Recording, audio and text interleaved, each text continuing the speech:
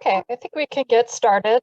Again, for folks who are new, I'm Dina with the Scholastic Art and Writing Awards. We're going to do a couple brief introductions, but first, again, for any new folks who have joined the room, if you could mute once you join, we'll have the opportunity to let y'all ask questions and offer responses to the work we'll be seeing in the chat. But just because there are so many folks, again, we really appreciate if folks can mute once they enter. And again, we'll let you know when we're open to letting people unmute or add things into the chat. So, welcome. I'm so glad you could join us this evening. I'm sure all of you had a very long day, so we're always really honored when you take a moment to come and join for these events. My name is Dina Abdulhadi. I work at the Scholastic Art and Writing Awards and help to coordinate a lot of programming related to our scholarships, including the Herblock Award for Editorial Cartoon. I'm going to pass it on to my colleague, Katie, to also introduce herself. Thanks, Dina. Hi, everyone. Great to see you tonight. Thank you all for joining us. My name is Katie Bonner, and I work with Dina at the Scholastic Art and Writing Awards. I work with partners around the country to help put on the regional programs that you see every year. So the place where you first enter the Scholastic Awards for the chance to win an honorable mention, Silver Key or Gold Key Award. And now I'll pass it off to my colleague, Manny, to introduce himself. Thank you. Hi, everyone. My name is Manny. I also work with Katie and Dina at the Scholastic Awards. I work with the Region at Large program with, for those of you who don't know, for if you are entering the awards and you don't have a regional partner in your area, you'll be part of our program. And so me and my team are the ones who will help you enter. And we're also so excited to be joining you tonight for the Editorial Cartoon event.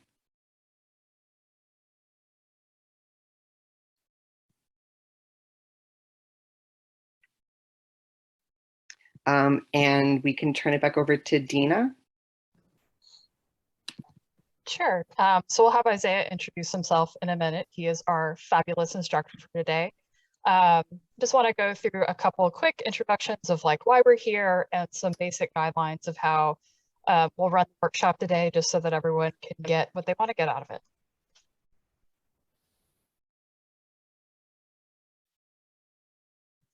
If you can advance the slide.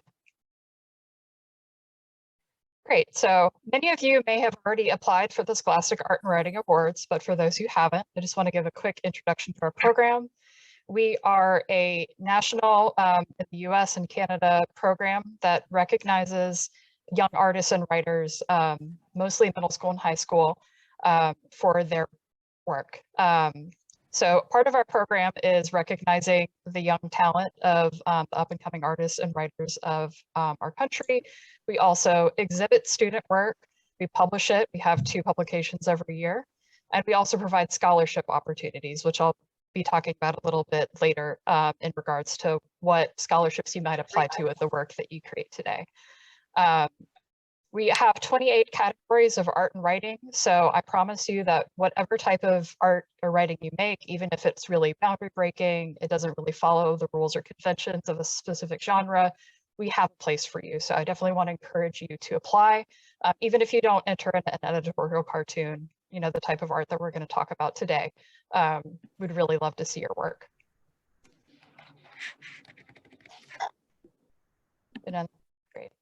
So I'm going to do a brief introduction on what an editorial cartoon is and the scholarship we have for this particular type of art. Isaiah will be going into it a little bit more detail in a moment, but this workshop is sponsored by the Herblock Foundation, who are very kindly supporting both the scholarship and programming like this. So I want to give a huge thanks to them for letting us be here this evening. We offer $1,000 scholarships to 3 students every year for their visual art, if it offers commentary or criticism on current events, social events, or political topics. Today, we'll mostly be talking about the first of these types of things, which is a drawing or illustration, so one single panel. But for the scholarship, we do accept series of artwork. So if you think about a comic panel, that could be an example of that, or an animated short film. Again, we're going to be mostly focusing on you know, single panel drawing or illustrations, but know that all the techniques that you'll be learning today will be applicable to these other forms. I do want to set up a little bit of etiquette and expectations, just so y'all know how to interact with the chat, interact with questions that we might pose to you, just understand the timing of the workshop. There'll be different points during the workshop where Isaiah or one of the Scholastic Art and Writing Award staff will prompt you to ask questions in the chat, to share your responses to questions that we ask you. For example, if we show a picture of our work, we ask a question about that we'd like you to respond to.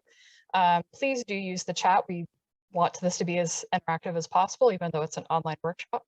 But do please try to keep it on topic, just so that we can kind of keep track of questions and handle issues as they come up.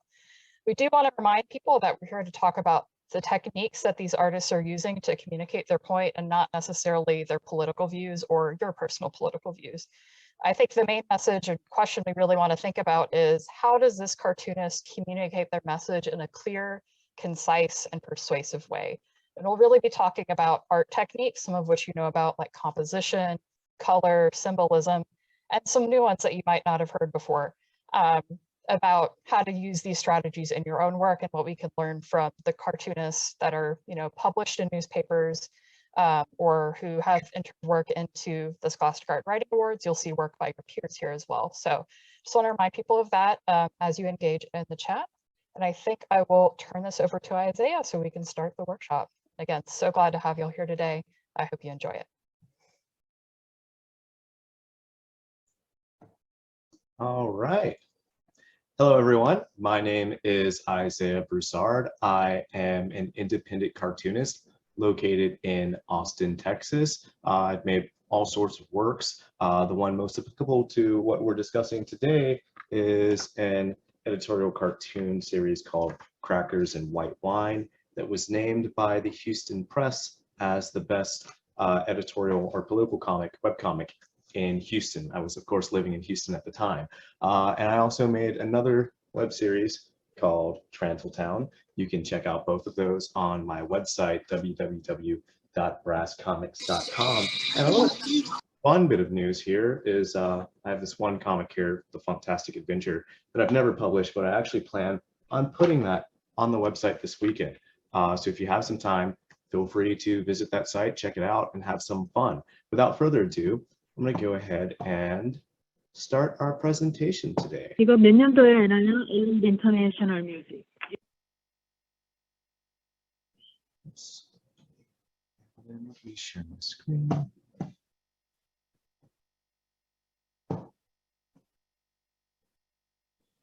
Okay, and just confirmation that screen share is coming out correct.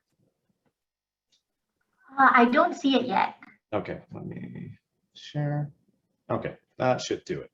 Perfect. Okay, great.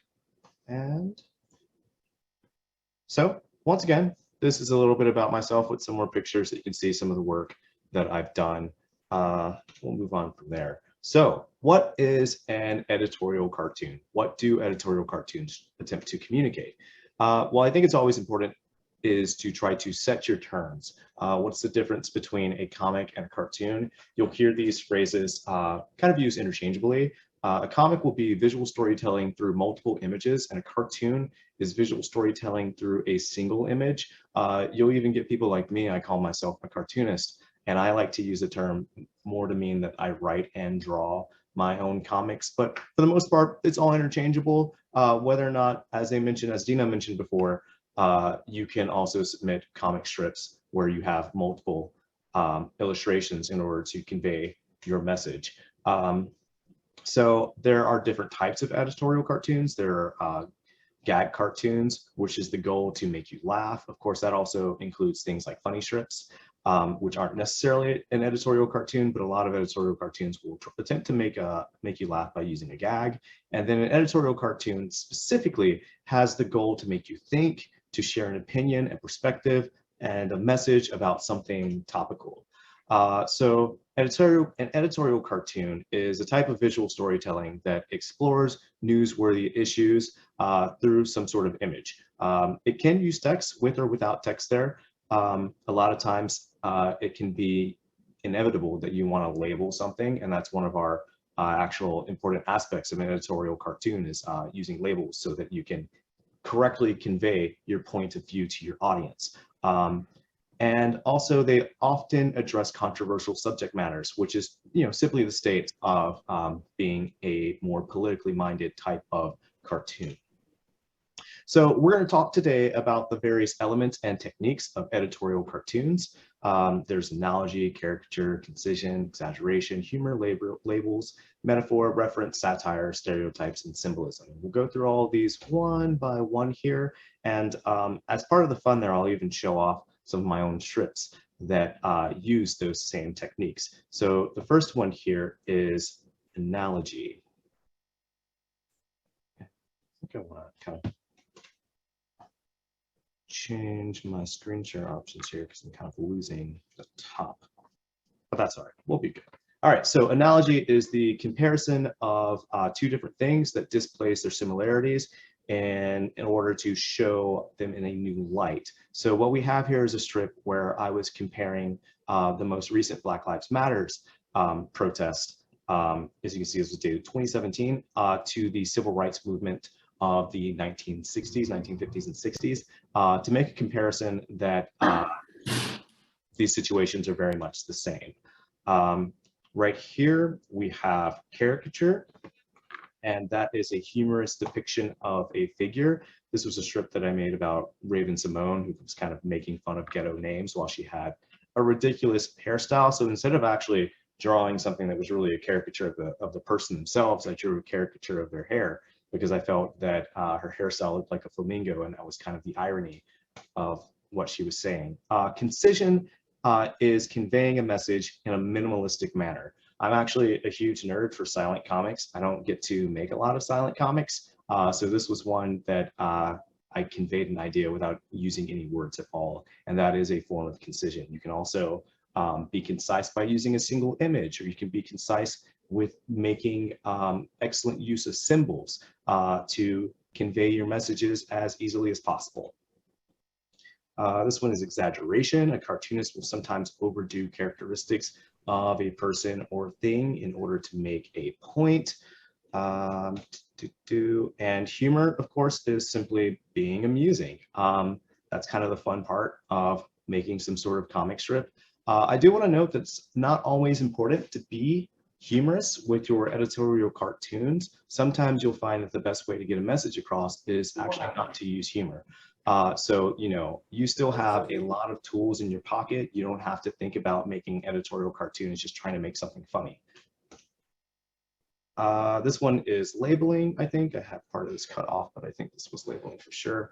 That is, cartoonists will often label people or objects to make it clear what they stand for. So this was a strip where I was trying to display a lot of complex ideas, and it can be very, very difficult to come up with a symbol that will relate that kind of broad idea to your audience. And so I also made sure to provide labels so that my audience completely understands the message that I'm trying to convey. So this one is irony, which is a difference between how things are and how they are expected or should be. This one is stereotypes. Stereotypes are widely held but oversimplified image or depiction of a particular group, people, or thing. I actually think that you kind of want to stray away from stereotypes in general. They can often skew your message and just be needlessly offensive. And if you want to share an opinion, if you want to change minds, if you want to just express yourself, sometimes it's not a good idea, or in general, it's not a good idea to just be needlessly offensive. So be careful about using that type of aspect of an editorial cartoon. And I believe, one moment, I'm going to stop sharing so I can see what that says. Symbolism, there we go. Kind of lose the top of my screen wherever I have my screen share on. So back to that screen share. All right, so symbolism is the use of symbols and objects to convey large concepts and ideas. This was a strip that I found this one to be a pretty fun idea. It's the fact that Martin Luther King's image has been kind of molded and reshaped into something kind of sanitized.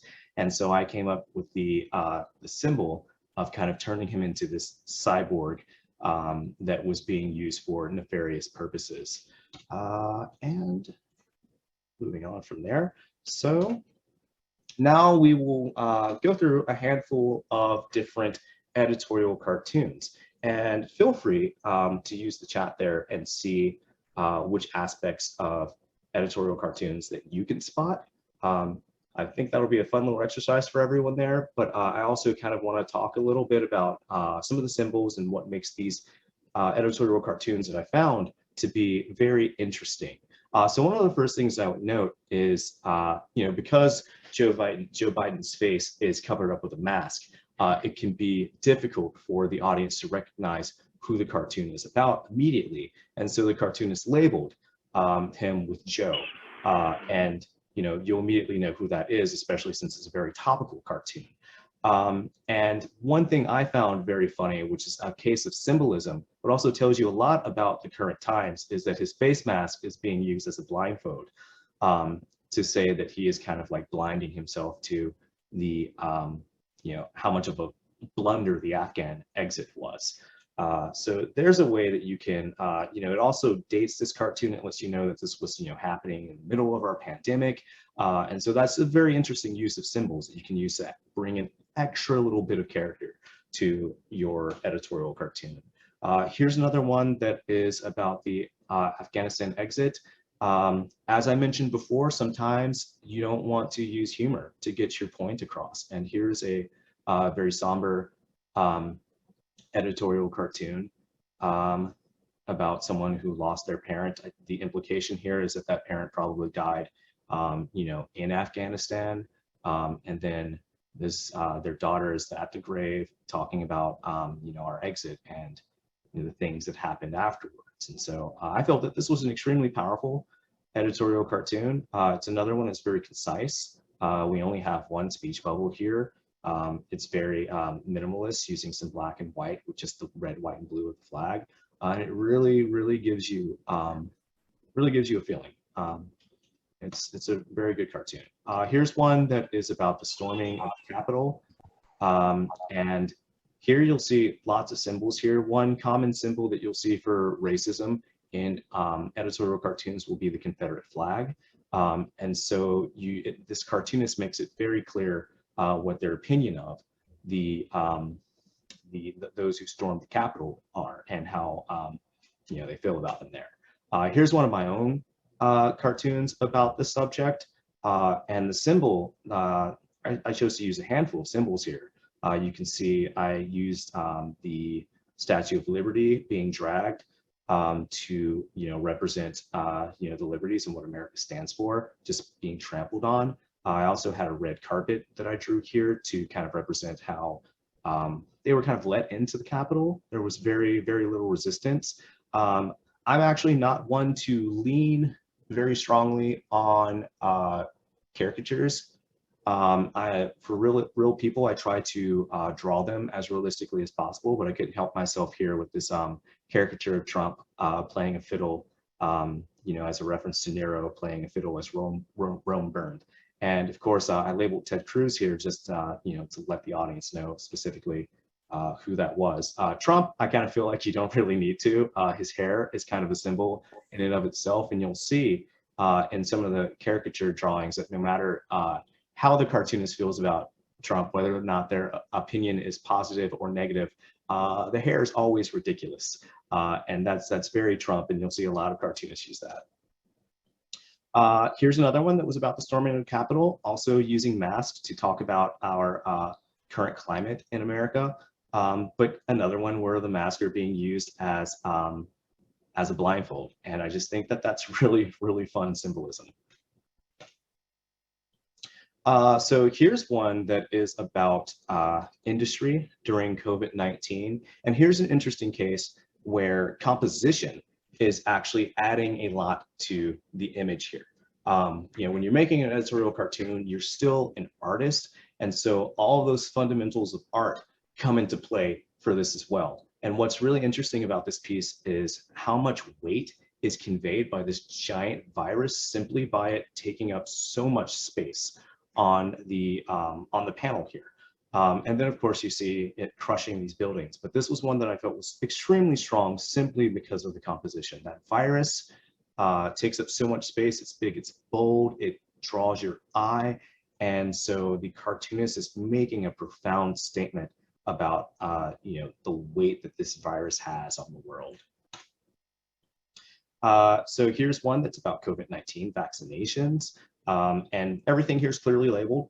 That's one of our important aspects of editorial cartoons. Here's a case where there is some stereotyping being used. The anti-vaxxer is being portrayed in red with a red hat. And so that's a pretty easy symbol to kind of link that to a Trump supporter. That's one of those cases where I almost always feel that stereotypes just, they never do justice, because the breadth of anti-vaxxers doesn't just include Trump supporters. It's kind of needlessly offensive to show them off as this fat, lazy person. I think the ball on chain does enough to convey weight there. But there's a whole lot of other people that can be clumped up into the anti-vaxxers category. And this is one of those cases where I think a lot about timeliness about my editorial cartoons. I actually make fewer than I did in the past, because I feel like when you lean heavily on recent issues as topics, sometimes those get lost in the future. And here's one that I think will totally get lost in the future because of the image of what an anti-vaxxer isn't necessarily going to age very well. But other than that, great.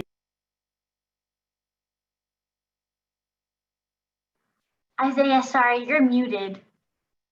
Only just a minute ago. Okay, great. Don't know how much of that we missed. You were just saying if this image would be relevant in the future.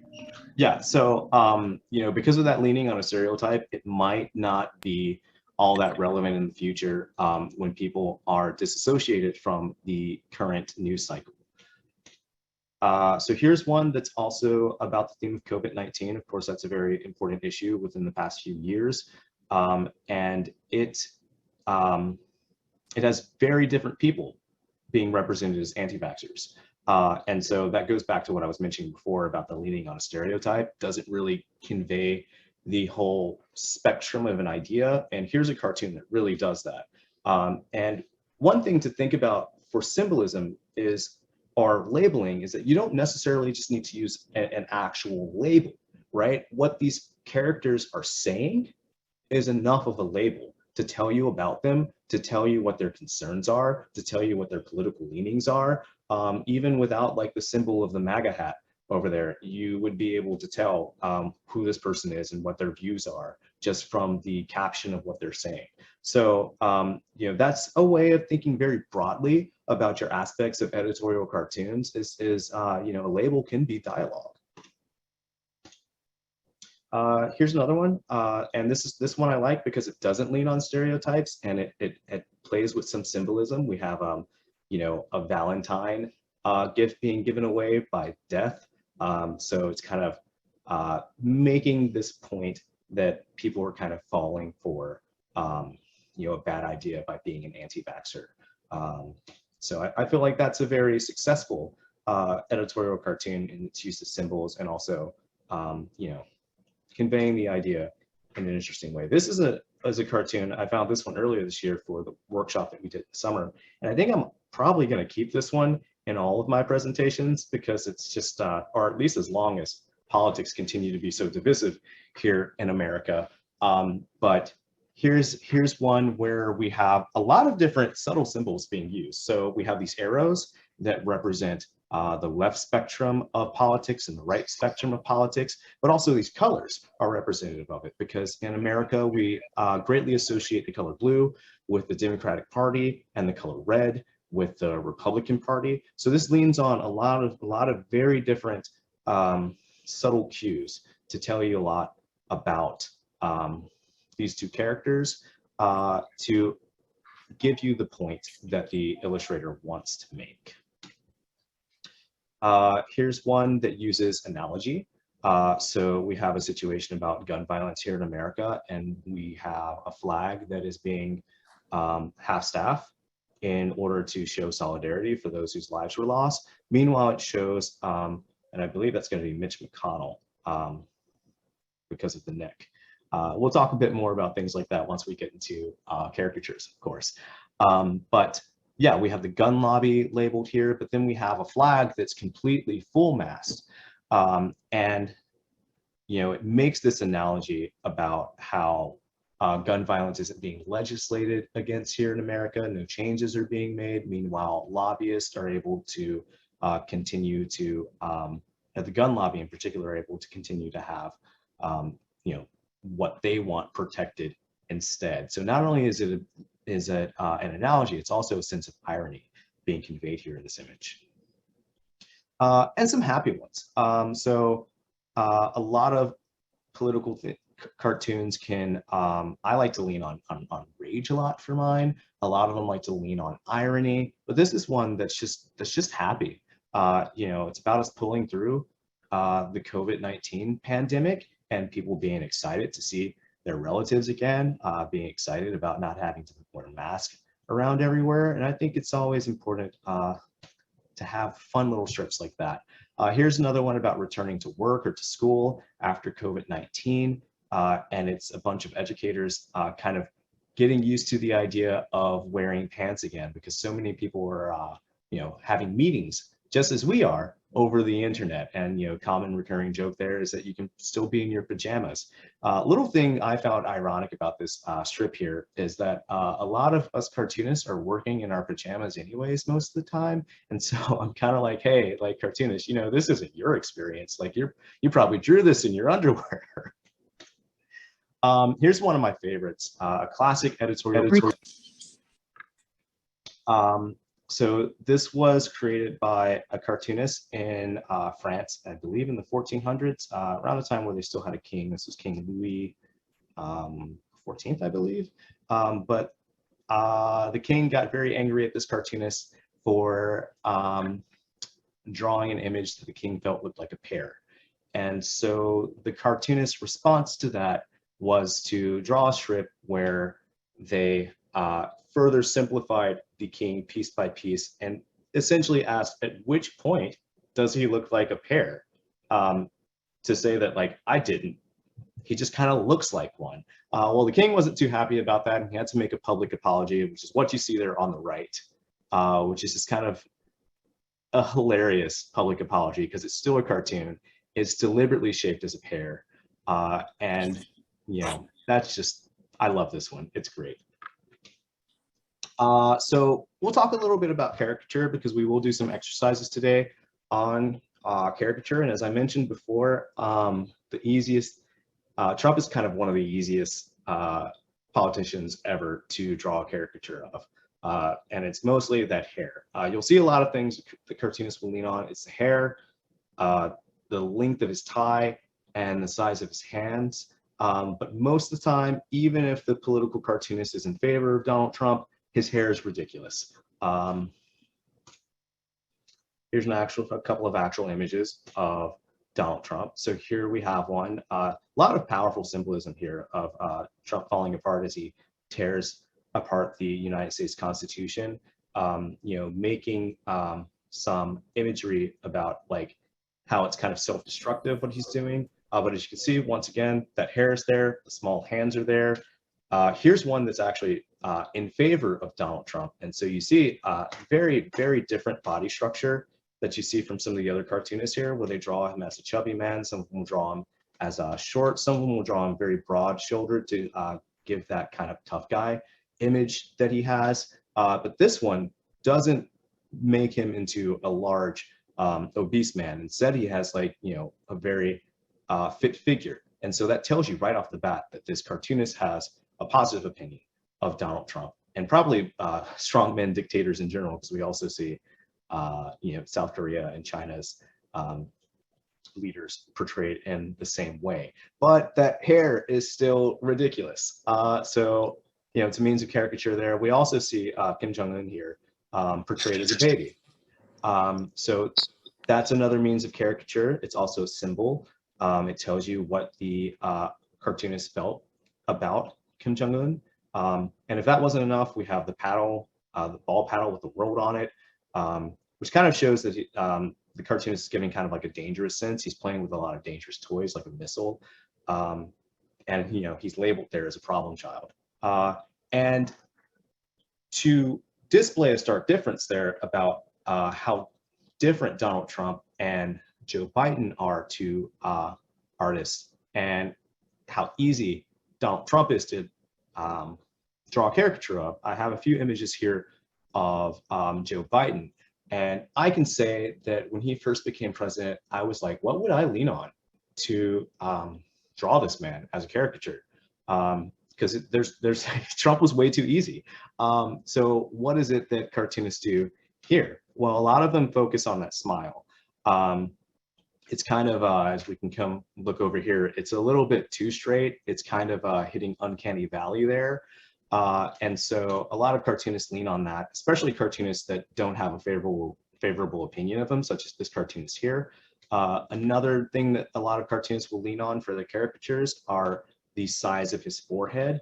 And when you draw a caricature, you want to try your best to still depict the person. You want to make it as recognizable as possible. Here's another one. This one more favorable, but still has that uncanny valley smile, still has that large forehead. But here's another one. And I want to emphasize why it's so important to also have your fundamentals of art and understand portraiture, because this one ends up looking more like Jimmy Carter than Joe Biden. And it's mostly because the forehead isn't as large, probably also the nose and chin. Maybe not, but definitely because of the forehead, it's not quite there. So it's not quite looking like Biden. Here's another one. I really like this one here because of the small hands, and tying that to dishonesty there in the last panel there, because the clear analogy that they're making here is to Donald Trump, who cartoonists draw with small hands. So especially here in our current political climate and with the current language of art used to depict the last president, anyone seeing that right now knows exactly what the cartoonist means. That's one thing that might lose meaning, 100 years from now. People might not quite get it, but right now it's extremely powerful, and I like that one. So I want you all to start using the chat to come up with some issues that you want to talk about, because we are going to, and I'm going to go ahead and take it off the screen share now, because I think my face is going to be more interesting to look at than a bunch of slides with a bunch of text. But as you know, we'll be using Flipgrid to kind of share things, but we can also share things and discuss things here during the video. So one thing I want everybody to think about are some issues that you would like to potentially draw a cartoon about. What are issues at your school, your neighborhood, city, state, country, world that you're concerned about and that you have some strong opinions about? And I want you to think about what that issue is, who it affects, what does it affect, and what are some thoughts that you have about those issues. And what is your opinion on the issue? It's very important for an editorial cartoonist to actually really think about these things. I was making Crackers and White Wine at the same time that I was making my other strip, Transiltown, and a few other like print projects. And I always found, even though Crackers and White Wine had the worst art, because I would kind of draw those pictures in a night once I had like the idea, but I always found them the most difficult to draw because I'd sit there and think about the issue for a long time before I even put a pen to a paper, before I even started doing any kind of rough outlines. I wanted to make sure that I conveyed everything exactly the way that I wanted to, because that's just so important about expressing an opinion, is that I had a few strips that I put out there that I felt like didn't quite nail how I felt about it. And so the more that started to happen, the more deeply I would think about editorial cartoons. And I encourage you all to think about that the same way. Really think about those issues, really think about who they affect and how you feel about it, because the more thought you put into that, the better your cartoon is going to be. And I want you to think of some keywords. And we're going to start thinking about that right now. I want everyone to think about some issues. And just in the chat, you can start putting some issues right now, and eventually we'll pick out some of those, maybe set a poll. And because one fun thing we're going to do is turn one of those keywords into a symbol. So think about issues right now and think about a word about that. And go ahead and put that there in the chat. We'll start logging some interesting ones. And yeah, when we start drawing, we'll start doing pulling from that. Same thing with caricatures. We'll create a caricature today, as well as some of the exercises that we'll have up there on Flipgrid for you guys to join in on. So start thinking about public figures. Right now, think about anybody you want to see me draw. It can be a political figure. It can be just someone famous. Throw those names out there, and yeah, we'll eventually make a little poll about that, and we'll figure out who I'm going to end up drawing today. So I do want to go over some of the exercises while we think about that and list all of those names and all of those ideas. Mitch McConnell, let's make sure we get that in the poll, because I would love to draw him again. There's some fun things. I think I still have the caricatures that I drew for the summer. So actually, Mix McConnell, I think I'll just share what I did last time as well too. So I'm going to go ahead and bring up the share screen again, because we're going to talk about some of the exercises that are going to be on Flipgrid. So the first exercise was, should I share that? Okay. So the first exercise I mentioned before was creating a caricature. And then another one's going to be about symbols, and I'll go through some examples for both of those. But keep in mind all of the keywords that you guys are seeing there in the chat.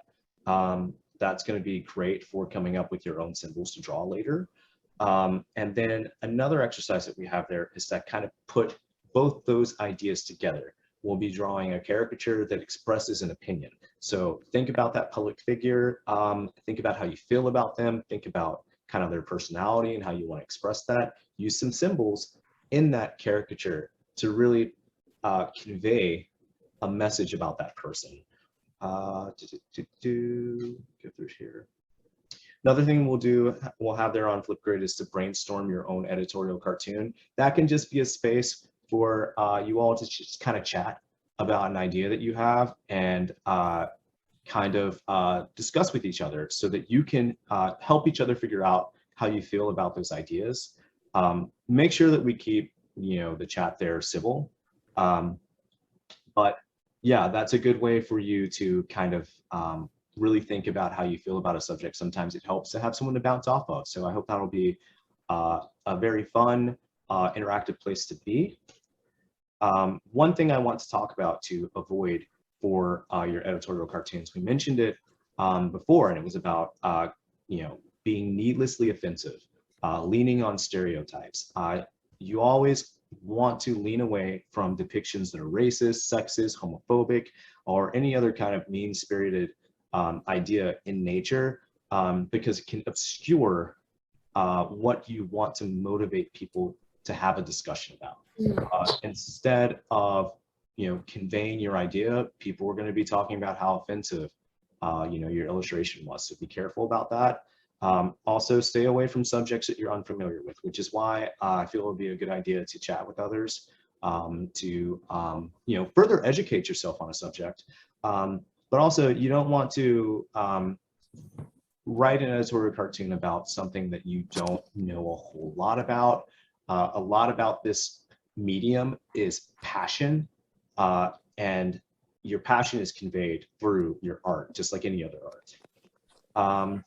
Hey, So- Isaiah, I just want to point out, I think you're sharing your desktop screen, which is a really amazing illustration. But if you're intending to share the slides, Oh, is it showing my desktop? Yeah. Okay, let me stop screen share screen. Okay, let's try that. And while you're setting that up, just to let you know, the poll is live. Excellent. Sorry in advance, we couldn't capture everyone's incredible ideas in the chat. There were a lot. I'm excited to see that in a bit. So is my screen up now? Is it the actual slideshow? Excellent. Okay, so yeah, a better way is to focus on capturing a likeness. Out of the way. And you know, and in some sort of humorous way, or that symbolizes a theme. And once again, pick subjects that you are passionate about. So in that exercise, you'll discuss with the partner what you brainstormed and, you know, how you felt about the idea, how you feel about the idea, what messages you want to deliver, what types of characters and people were involved, how you want to represent them. Of course, consider that symbolism, consider the metaphors that you can use, and caricature and labels. I would say definitely label your caricature for now, especially if you're not very confident in your ability to reproduce a likeness. Labels will always help.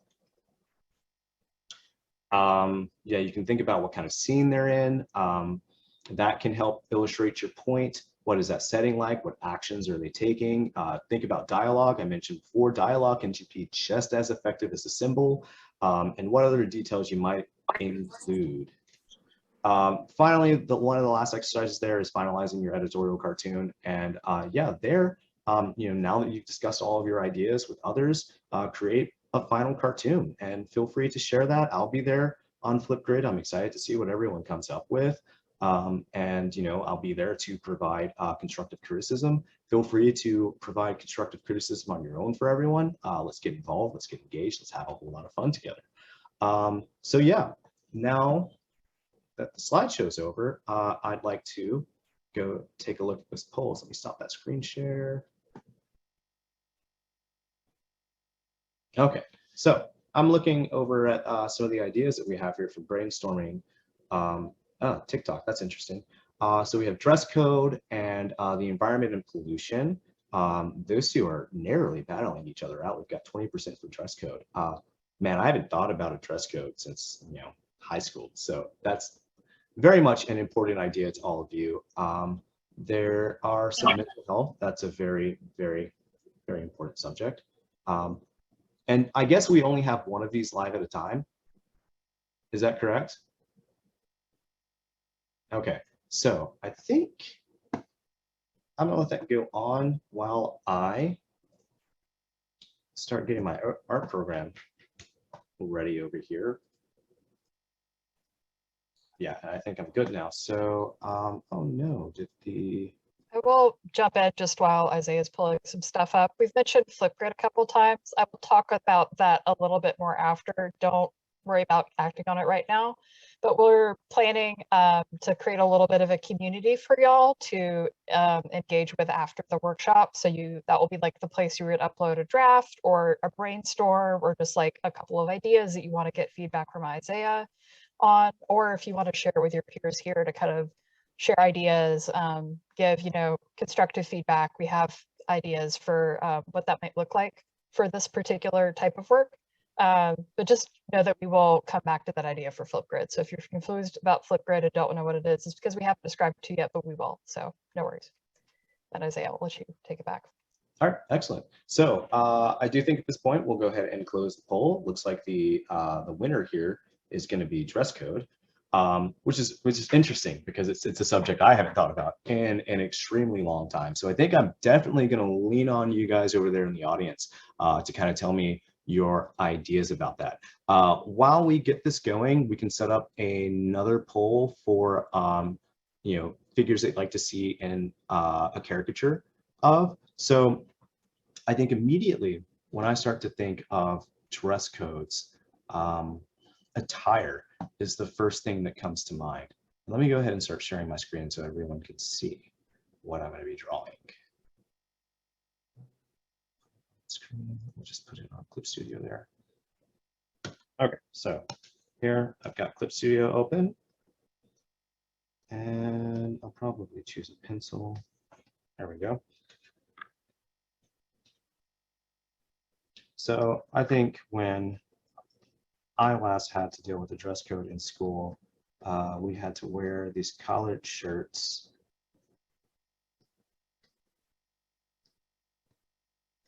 Something like that. And we had these very boring pants that we had to wear. So now that I'm kind of like jotting some things down here and thinking about it, I think a key word that comes to mind for me for dress code is drab, boring. And so I think that if I were to make some sort of cartoon about dress codes, I would probably lean on making some sort of analogy by comparing that to, you know, being able to pick your own fashion. And so I would probably draw, and we're doing an editorial cartoon, right? So we can be, we can also convey emotion in this because we're not being very neutral about our idea here, right? So I would think about like the kind of clothes that I would like to wear and try to convey that. Maybe not tuck in a shirt, maybe shorts would be fun because they're comfy and easy to wear. We'll have like some sort of fantastic socks and, you know, some crazy shoes or something. I still think that in a school you probably shouldn't be wearing a hat, so I'm probably not going to wear a hat on this guy, but we'll give him a fun kind of hairstyle like that. And in comparison, I would come here and draw this other person to be kind of slumped over, not very happy about what they're wearing. Try to get some body language in there too, as I sketch this out very, very quickly. And we'll get that boring collar in there and that tucked in shirt. And this is one case where I think a powerful symbol for you would actually be color. So, and I want to be quick so we can get some other ideas. And we're also going to give this guy just a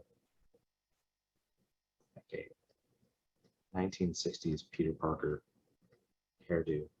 But yeah, this is one case where I would think about color. And so I would try to convey the colors of the school uniform as kind of drab. Let me get a pin here, like another layer.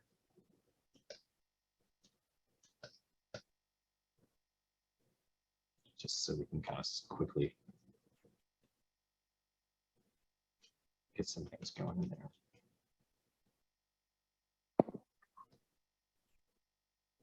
Sad face, very quick sad face there. Slumped over. Just want to have some very quick ink work here so we can quickly throw some color on this idea.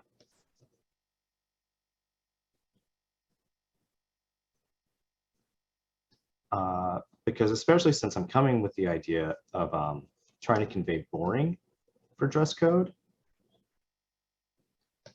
I think color is going to be a good way to get that across. And while we have this moment, if there are any questions, of course, feel free to throw that our way and we can answer questions for you. But also, I want to know how you all feel about dress code while I'm drawing this out. Very quick happy face here. I've been looking at the chat and I can kind of summarize some general trends that I'm seeing. I think definitely people are frustrated about like uniformity and the kind of topics you're talking about. I am hearing also a lot about the gendered aspects of dress codes and how they're unevenly enforced based on gender, which I think, you know, plays into sexism. Yeah. And also, you know, harassment from their peers and also harassment from like adult male teachers being a concern that a lot of the students are bringing up. So a lot of different like topics that I think tie into some other bigger themes. And I think like this is a really nice view that y'all like had on, because it touches on so many of these other political and social issues, even though it has a very narrow focus that is from your experience. And I think that's really great that y'all plug this idea and are also challenging us to think about it too. Yeah, and I think you know, once I kind of get the idea here of like drabness here, I think exploring the idea of gender bias is kind of a fun idea to think about. I remember one of the few schools that I went to that had a dress code, we had to wear these khaki pants, and we only had a choice between like gray and blue shirts. So I think instead of that navy blue, because that can be kind of colorful, right? Why don't we go for like a kind of monotone kind of feeling? I want to pick a different kind of gray, so it's gray. So yeah, we got something very monotonous here, like a brown belt. Because that's one way that color can also be your symbols, right? Monotony, or picking a monochrome palette,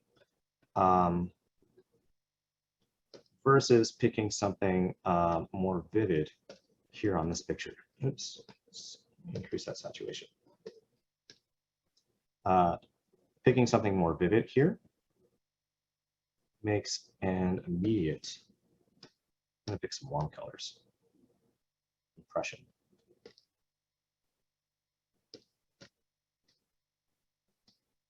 Maybe just some yellow socks or something. Come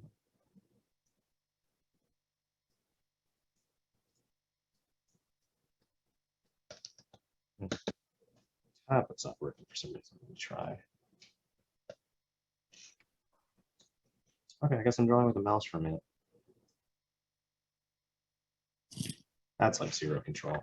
But yeah, so let's explore the idea of the gender bias while I try to work out what's going on with my pen tablet. Let me go ahead and save this too.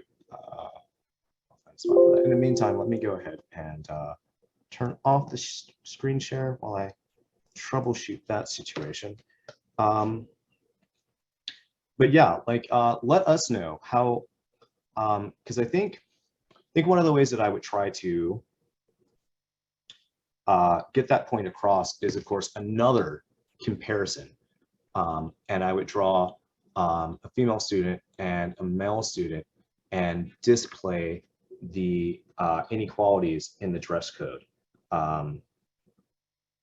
So what are some of those inequalities that you can all think of right now? And while they kind of fill the chat with that, do we have any kind of general questions while I continue to troubleshoot my pen tablet? Yes, we got a couple great questions throughout the session so far. So we could start here. Isaiah, where do you find your inspiration when you're thinking of creating an editorial cartoon? So that definitely comes from, modern events. And these days, especially since I don't make the Crackers and White wine strip as much anymore, it has to be something that I'm extremely passionate about. And in which case, the kind of, I don't like to, as an artist, I think that something like a spark of inspiration is kind of a, it's kind of a myth, right? But in the case of editorial cartoons, I think it's actually a fact. Something will happen in modern events in the news cycle that makes me say, I really want to say something about this. And that's kind of where that inspiration comes from. I actually have a lot of respect for people who can do, cartoons weekly, editorial cartoons weekly, mostly because mine kind of like comes from more from a sense of anger. I don't like to be in that headspace for too long. But also it's kind of like, how do you keep making these bangers week by week? Because when I was trying to do mine week by week, I kind of felt like I had some weak subjects. So for me, it has to be something has to happen, and I have to feel as if I really want to say something about that. And it also has to be something that I haven't talked about yet, because that gets kind of boring, and I kind of got tired of making strips about, Black kids being killed by cops. So that's kind of where it comes from for me. I do have, yeah, my pen's working again. So let me get the screen share going.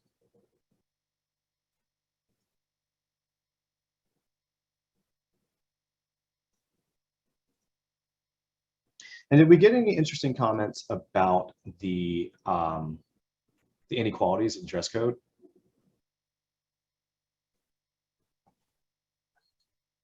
I can give a little bit more detail. I think people gave a lot of specific things. So talking about like length of knee, like skirts and how close it was to the knee, like approaching the knee.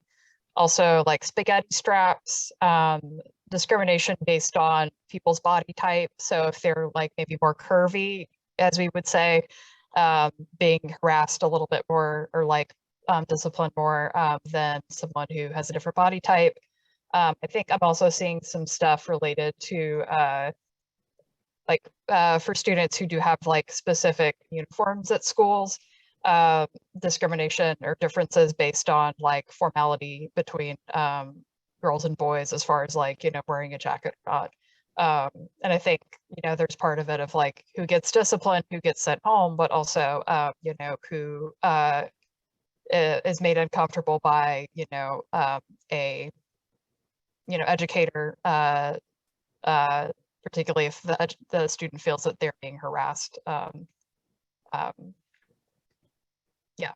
Okay, so I think that my immediate ideas about trying to come up with symbols and come up with ways of expressing inequality in that situation would be to make a cartoon that would lean a little bit on irony and would say something like, this is acceptable. Like, and in parentheses, I would kind of have here, according to this, according to the school dress code policy, right? And I think immediately I would draw a figure of a male student. And I think trying to convey about, I would mix the idea of trying to convey like shape inequality, mostly because it can be kind of, you might inadvertently get a little shamey.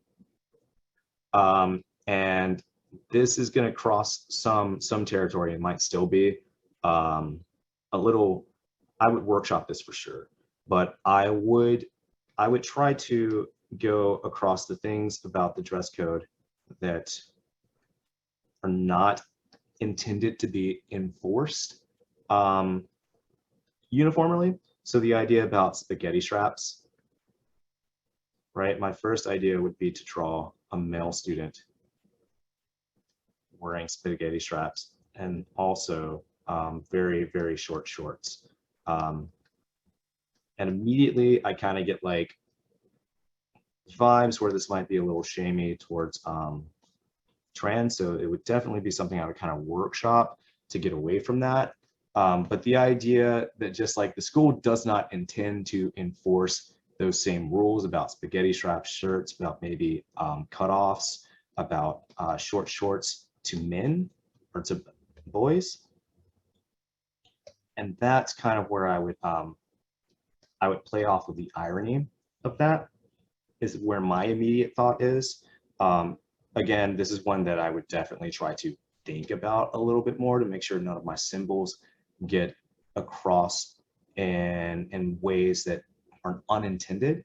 But I would definitely try to lean on the aspects of that dress code that they only mean for female students and not male students, and kind of display the inequality of that by putting that on a male figure and saying that like, this is okay according to the rules that are set in the dress code. But I would love to see what kind of other ideas all of you out there have about that. I hope to see some of those strips shared, later on throughout the week, and where you decide to go with that idea. So do we have a poll yet about caricatures?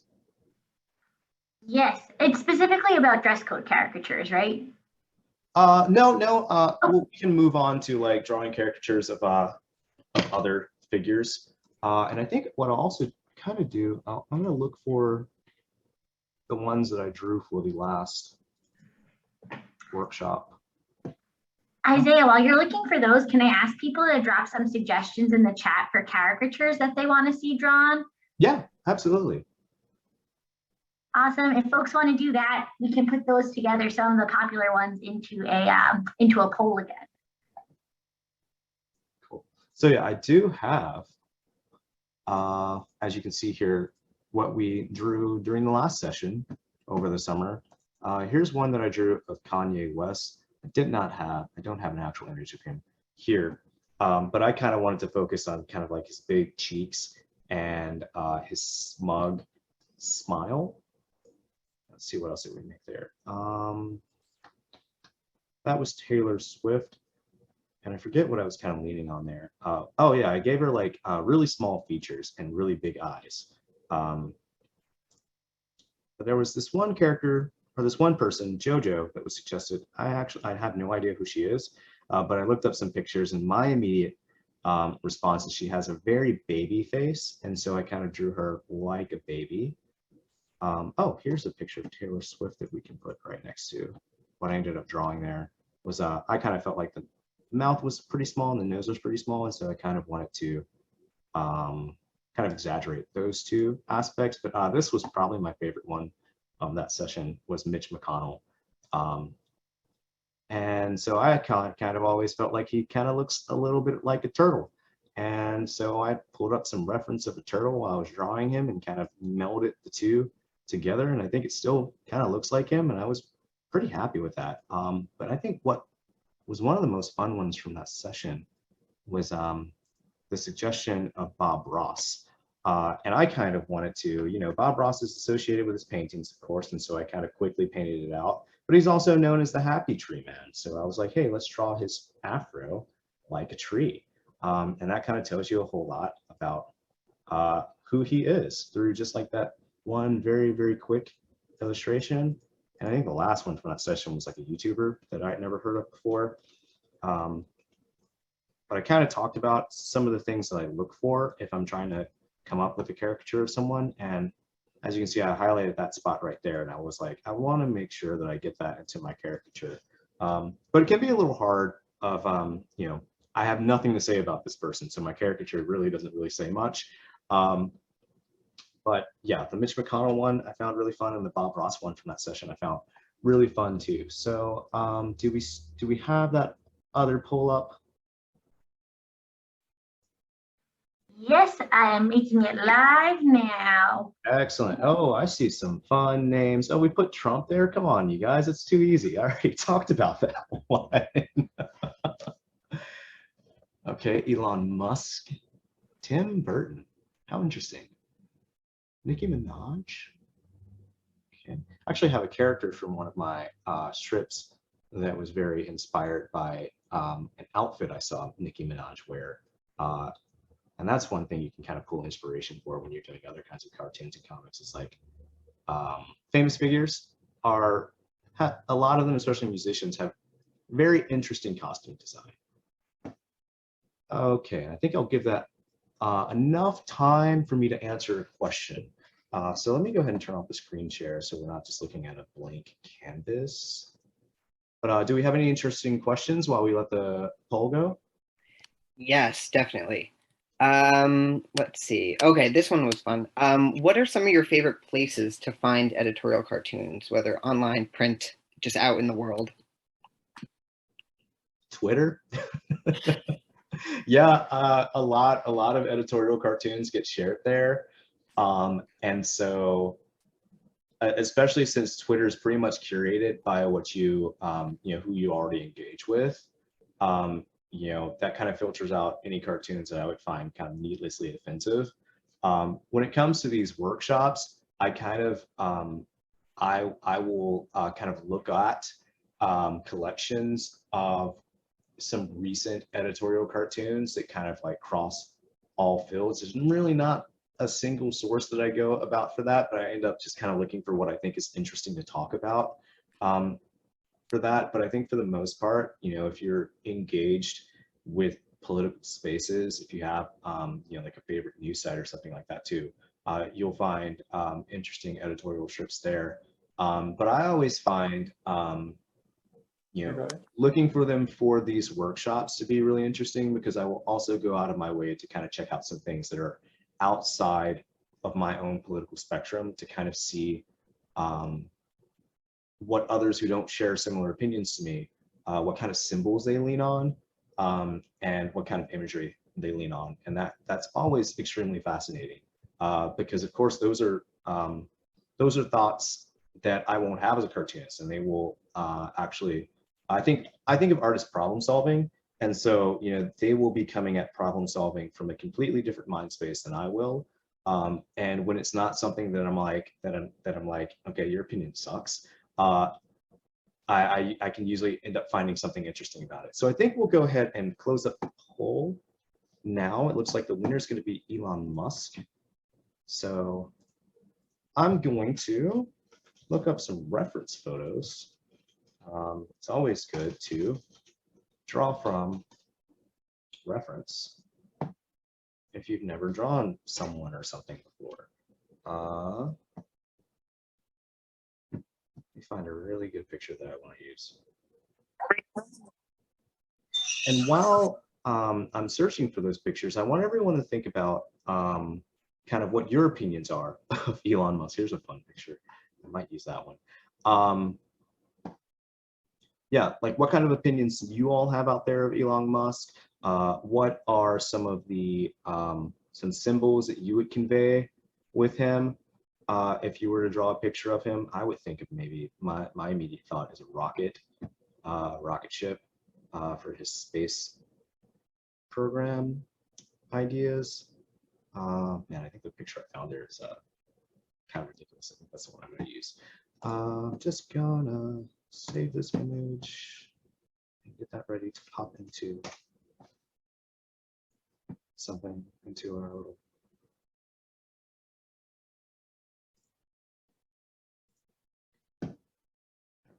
make a new.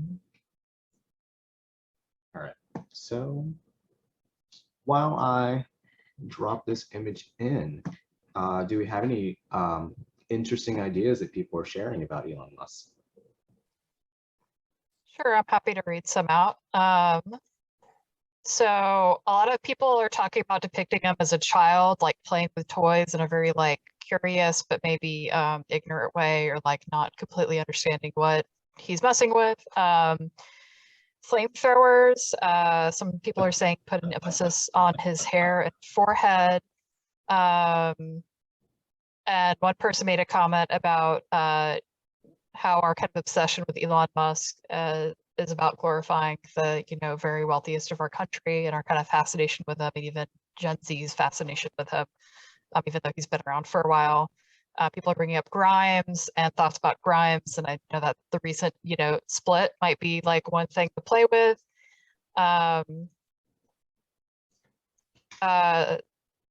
I think an educator has said something about losing his neck because he has so much enthusiasm that his shoulders are always coming up really close like this. I think that's a great like physical demonstration.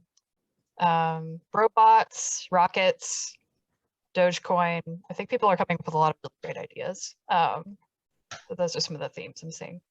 Great. So as you can all see, I was already thinking about that idea of the shoulders in finding this rather curious image of Elon Musk here. I do want to confirm my screen is currently visible now, right?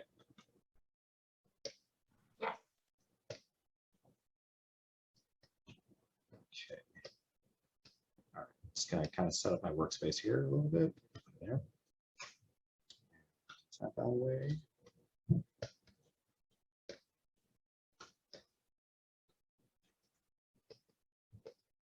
I think I'll make this, try to make this a little quick, so we'll use a pretty large brush size. So yeah, looking at his features here, for sure, pick a different color so we can kind of see what I'm thinking about here. For sure, this shape that was mentioned, of course, him bringing up his shoulders is quintessentially Elon Musk there. So that is something that I definitely want to have in my image. As far as his hair goes, it's kind of a neutral hairstyle, and I think what I would kind of lean on is exaggerating, maybe making like a beady eye kind of situation to help exaggerate this space, but also there's a lot of jokes about him being kind of like a robot. And so kind of trying to focus on giving him kind of an uncanny valley. appearance, maybe even like red Terminator eyes is probably something that I would end up focusing on.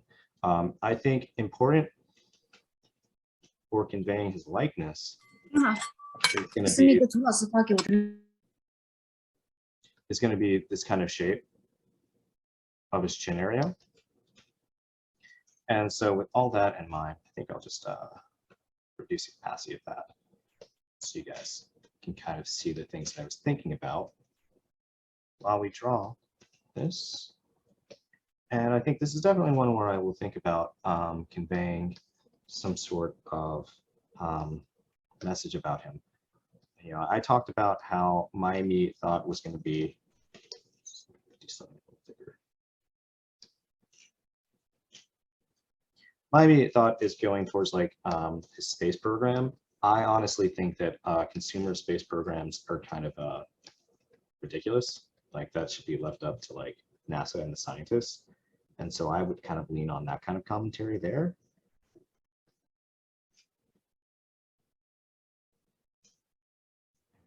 This funny shape in there. His hands. And I like the idea, as mentioned earlier, of him kind of like playing with toys of things he doesn't understand. So I would have like maybe while I just kind of quickly jot down ideas. Not really thinking about composition right now, just kind of getting the basic ideas that I want here. I do like the idea of portraying him as a child, but I don't think that would get across the likeness that I want. So that's kind of like my rough draft that I'm thinking about here. So I would make this shape right here. It's going to end up being a rocket.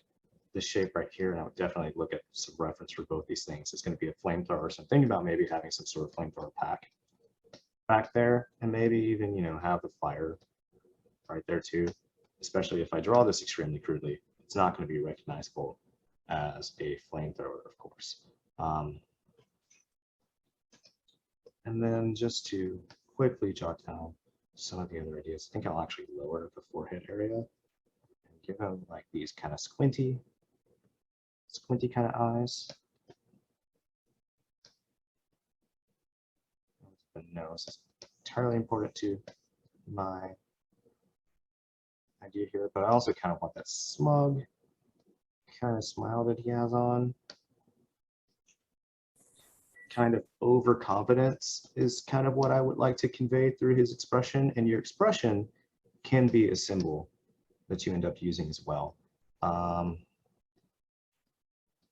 So those are kind of the immediate things, and I think what I'll do is kind of render this out a lot better as we answer some questions. So do we have any questions out there?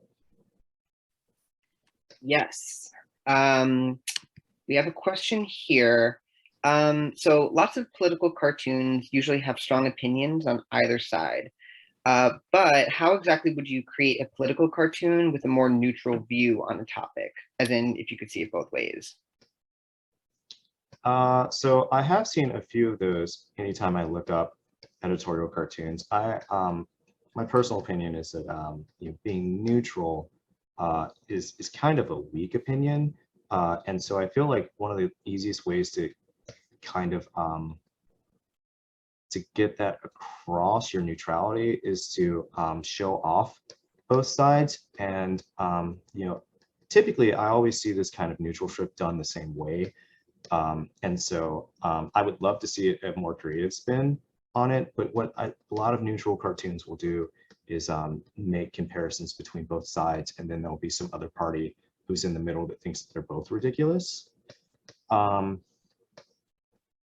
There may be more elegant ways to convey that, but as someone, you know, my personal opinion, I mentioned again, is that neutrality just isn't a strong opinion. And if I feel neutral about some kind of subject, then it usually means that my opinion on it is either not educated enough or just not strong enough to make a cartoon about.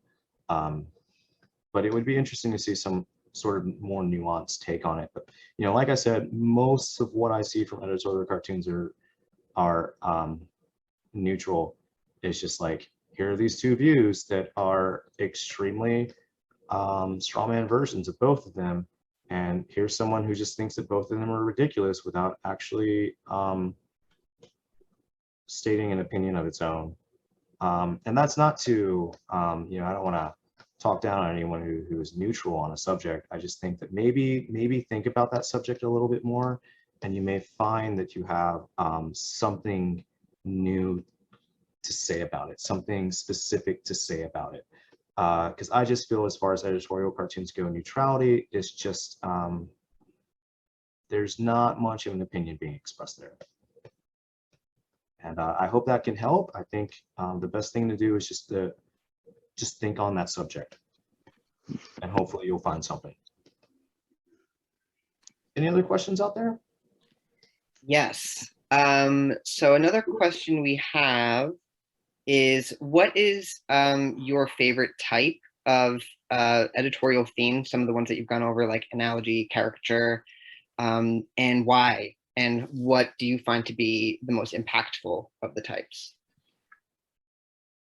So I kind of feel like they all have their uses.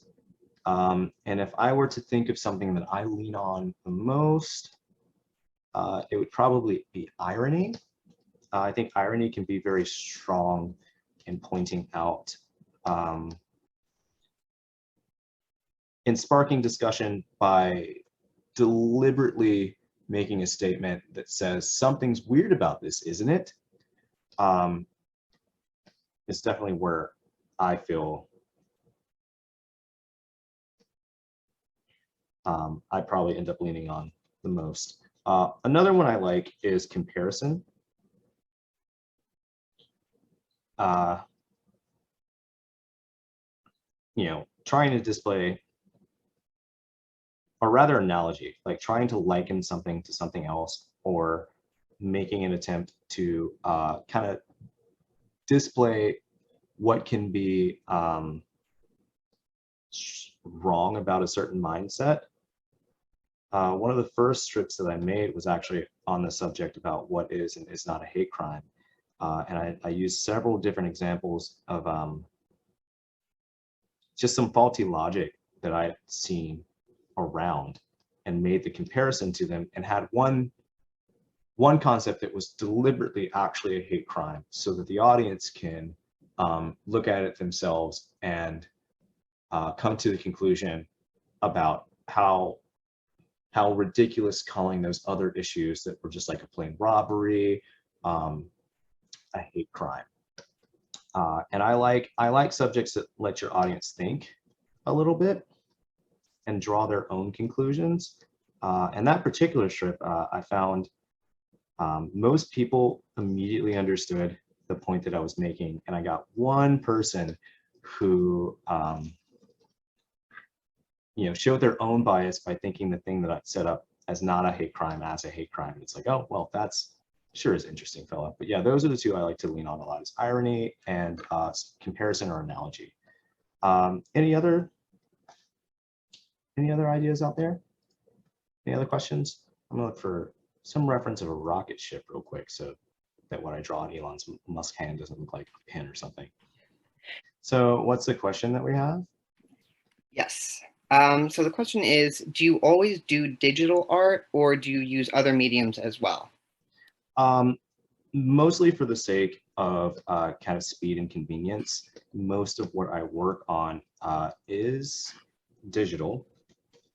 Occasionally, I have some projects that I will do traditionally. I'm working on a zine that is more traditional in nature. I'm actually like drawing those out on like little sketch cards. So that's a fun project. Every once in a while, like I kind of miss drawing traditionally, because I actually like the tactile feeling of using things like, especially when I make comics, things like my T-square and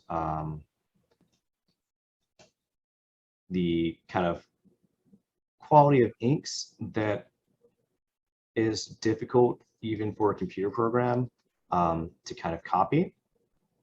There's something kind of fun about the kind of grunginess of that. So every once in a while, like I'll have a project that if it's like, if I have enough time to do that, it'll be like, hey, I might sketch this out initially on the computer, but I think I will then print that out and then do my ink work traditionally to get that kind of ink work quality. So it just kind of depends on the project and what kind of time I have for it.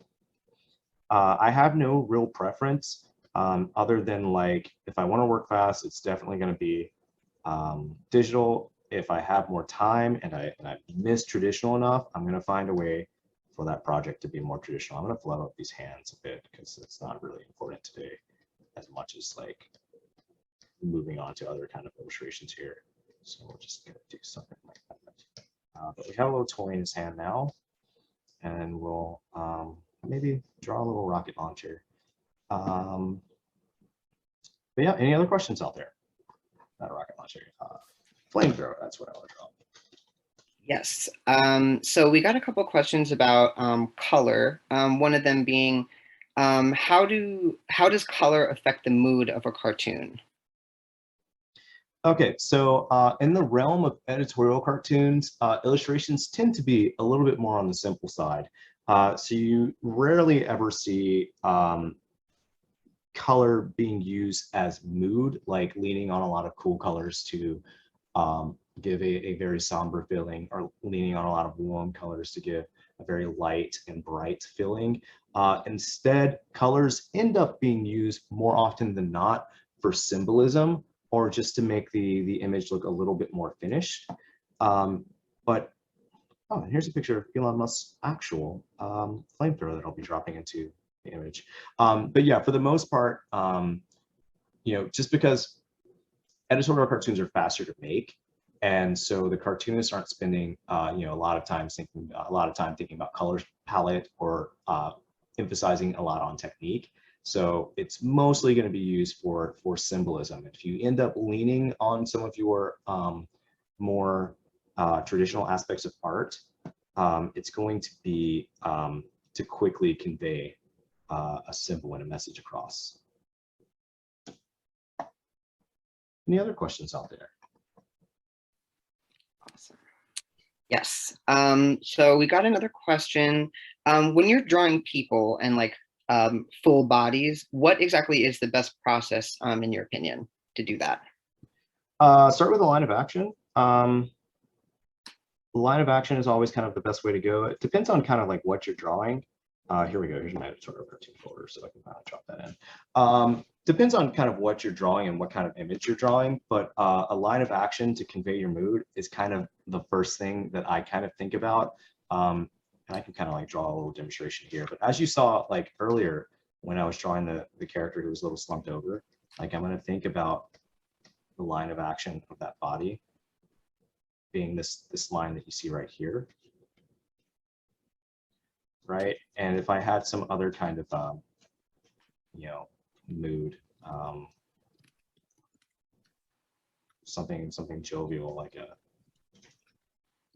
something like that, right? I'll start with that line of action. Here's someone like jumping, saying like hooray or something like that.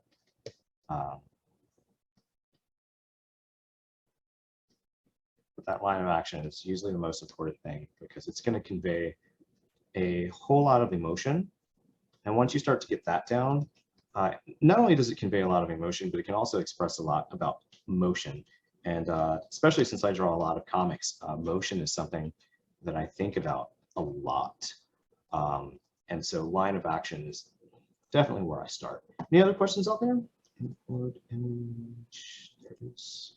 Yes, we have another question.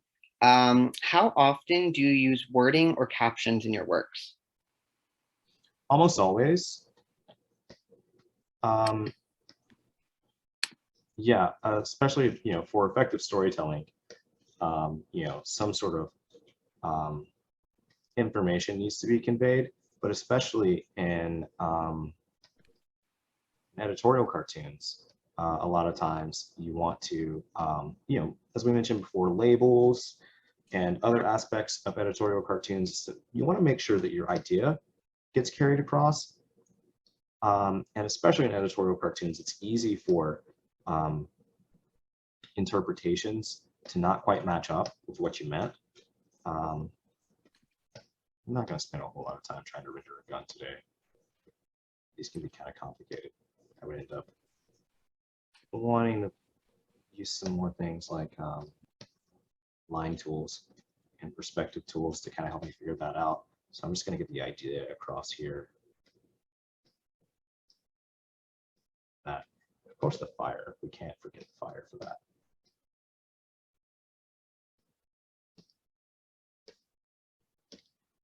But it is possible to make completely silent editorial cartoons. And there we go. I think that's going to be, I'm pretty happy with this quick little Elon Musk drawing. There he is with this flamethrower. I would probably label this with a name, especially since it's very crudely drawn. There's also like kind of this bit here, gas part that goes down there. But definitely label this with the name of it so that people know what it is that I crudely drew there.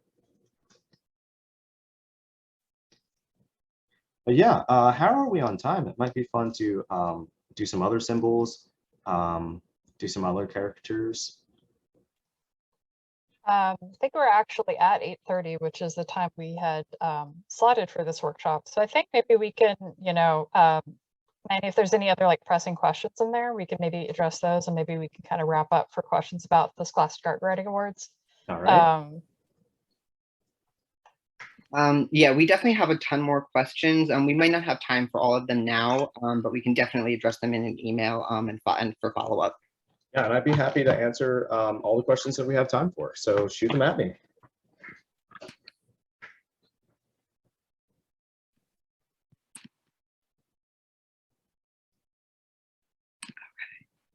Let's see. We have another question. How did you determine your style, and when did you know that style was right for you? So style, and this is I'm glad that was asked. This is a very good general art question that I feel like a lot of young artists struggle with. But I feel kind of at the end of the day, what your style is classified as is determined by other people. The best thing that I can say is study a lot of artists, and you'll end up creating your own set of visual language that ends up becoming your style. The easiest way to kind of come up with your own unique style is not to think about it. Eventually, your art will mold itself into something that is quintessentially you, from all of the different symbols, from all the different ways of rendering out things that you've discovered upon your journey of studying and practicing, and also, you know, looking at some of your favorite artists, and even looking at artists that you know, are very different from you, and seeing how they solve those problems.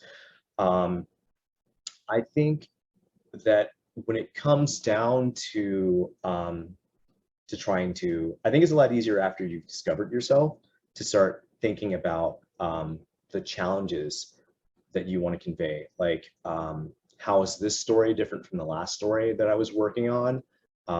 And how can I convey that tone through these images? And so even though something like, and I can show here, so here's something that I draw that's very cartoony in style. And some of the things that I'm trying to get across there are a very general happy vibe, while also, you know, it has some action aspects, so it has to be able to carry that as well. But that's a very different tone from a book like this, where I use very different body proportions. I use a very different kind of anatomy, but it's still quintessentially me. You can look at it and tell that like I drew both of these books, because there's not that big of a deviation, but I am solving problems differently.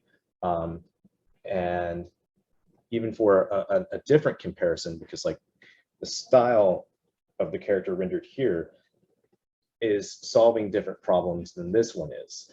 And so I kind of approach different books that I work on that way, is instead of trying to think of my own style that looks very unique, because at the end of the day, it might be difficult to find something that is perfectly unique to you. You're always going to be an amalgamation of your influences.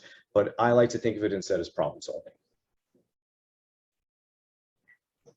And if we have any more time, I can keep fielding more questions to answer. Let's see. We have another question here. Are caricatures alone considered editorial cartoons and commentary on their own, or do you need to have some other, aspect to it that definitely evokes some sort of opinion? You definitely want to have some sort of opinion that you're stating there, right? Because a caricature without an opinion is kind of that's what you see a caricature artist at like a amusement park. They're creating something that's kind of fun, that's a souvenir that you can take home, and it's devoid of any kind of political statement or any kind of statement at all, because it's also trying to be flattering as well as being kind of silly.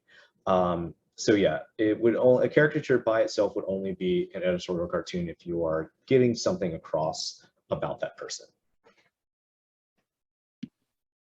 Awesome.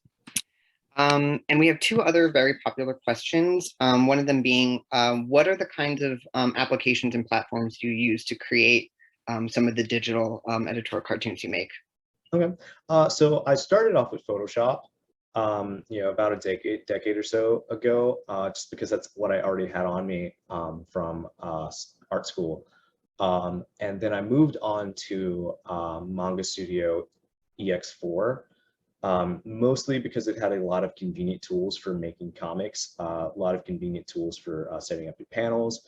Perspective was a lot easier to deal with because it was a pain in the butt in Photoshop. I kind of had to set up, I didn't like using grids. I hate seeing grids on my artwork. And so I would set up like paths, and then I would have to constantly move those paths around in order to make sure that everything was in perspective. But Manga Studio X4 had a lot of tools that made that automatic. And I've recently switched to Clip Studio 5.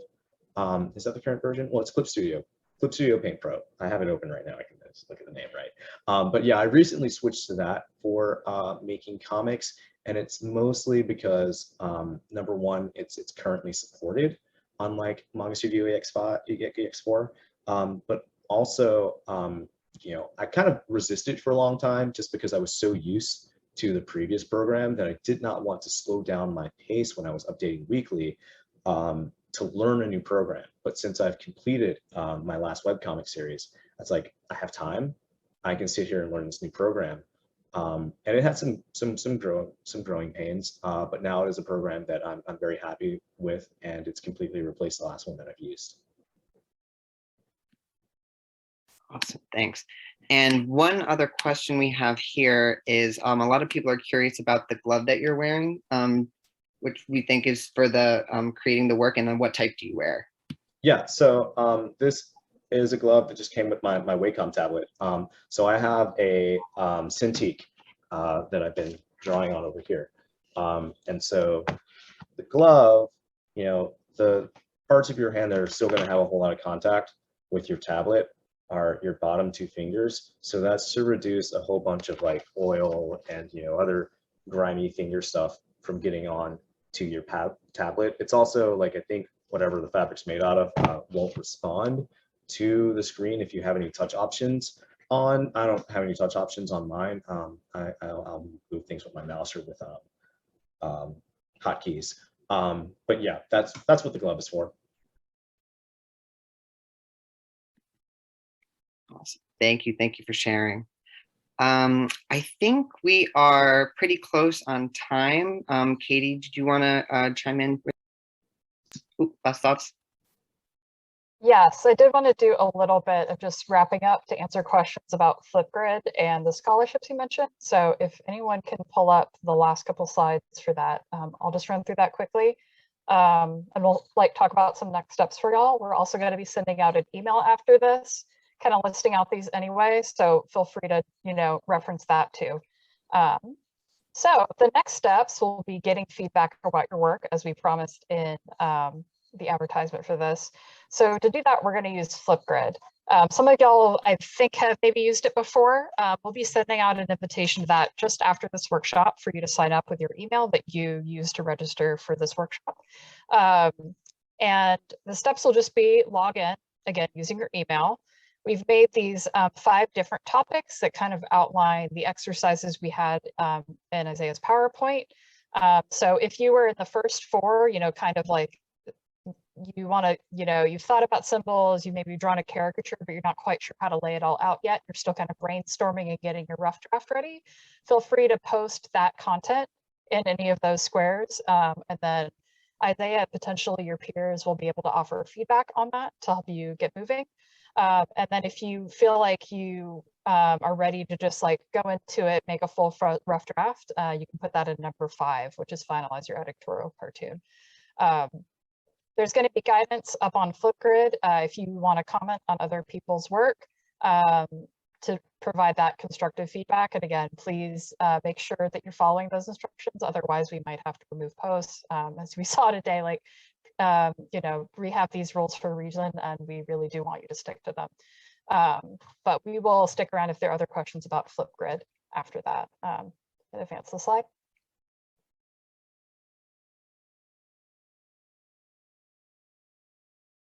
So for next steps for this scholarship, there were a couple of questions in the chat that were about scholarship, so I'll answer those now as well. I'm going to give you a brief run through of how you apply specifically to the Herblock Award as you're going through the application. We'll be sending out how to enter information if you haven't applied to the Scholastic Art and Writing Awards before. But if you have, here's specifics of how to make sure that you're getting into the right scholarship category. So you'll create an account with an email that you use regularly. You'll find out your regional deadline. They can be as early as December 1st of this year, so make sure you get started on it soon. You're going to upload your art and writing. In this case, it'll be art. And you want to make sure that when you put your category, you'll put in your work title as displayed in the screenshot here. And then you'll click what type of work is this, art or writing. You'll click art. And then editorial cartoon sponsored by the Herblock Foundation will be what you select for this. So that's all you have to do to opt into the scholarship is create something like an editorial cartoon. It can bend the rules of what we talked about today, but as long as you enter it into this category, it will be considered.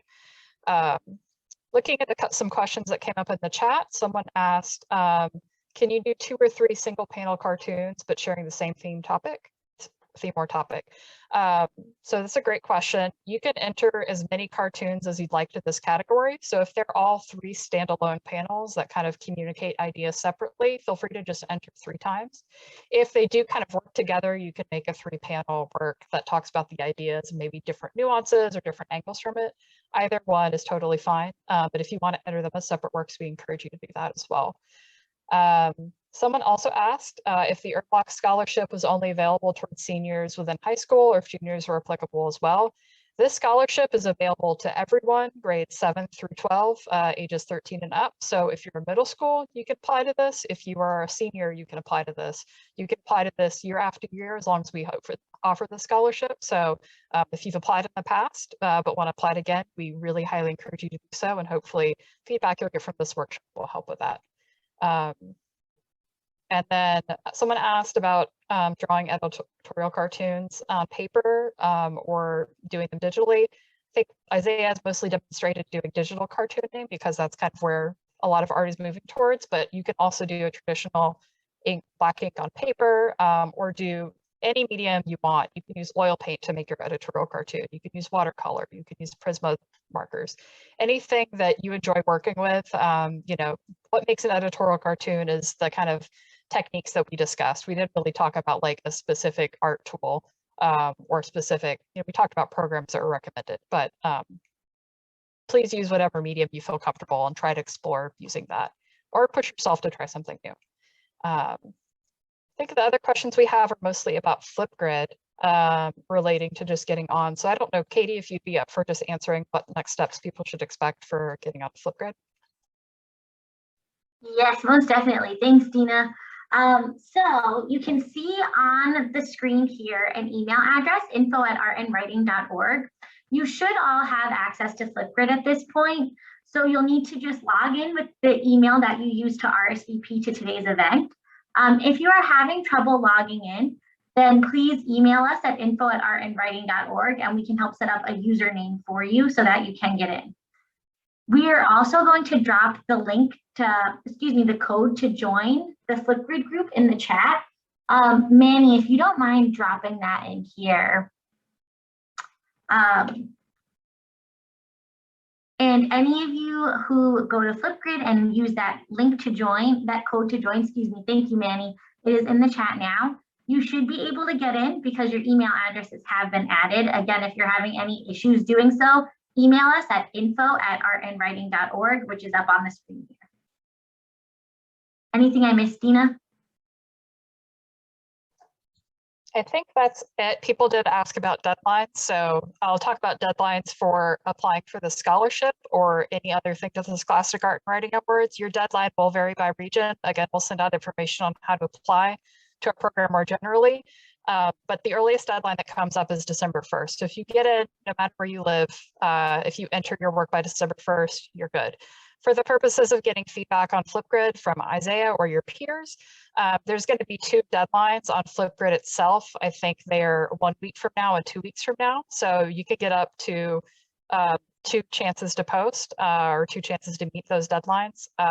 Just because there are a lot of folks participating, we can only promise that there might be 1 comment from Isaiah on any work. But if you post 1 draft and want to post a second, you could definitely get feedback from your peers or just be able to post it just to like show off your work, which is obviously going to be very awesome and we're going to be so excited to see.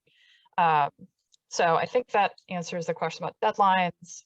I know there's someone else who asked about guardian signatures. I'd recommend if you reach out to info@artandwriting.org, we'll help you with that. If there are any very specific questions you have about unique circumstances, that email is available for you at any point during the year. Scholarship is available to Canadians, so anyone in the US or Canada or military school bases overseas, those are eligible. And we offer the scholarship to 3 students every year, or 3 works, which usually means 3 students as well. Great. And then someone mentions about the Amazon gift card. We'll be doing a raffle for that and sending that out in the email as well.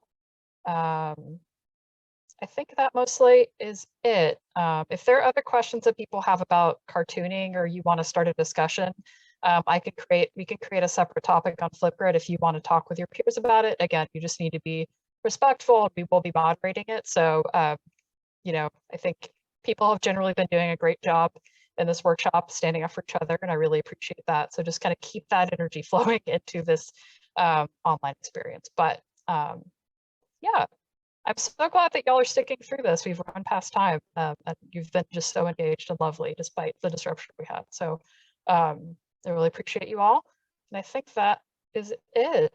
Unless anyone has last words.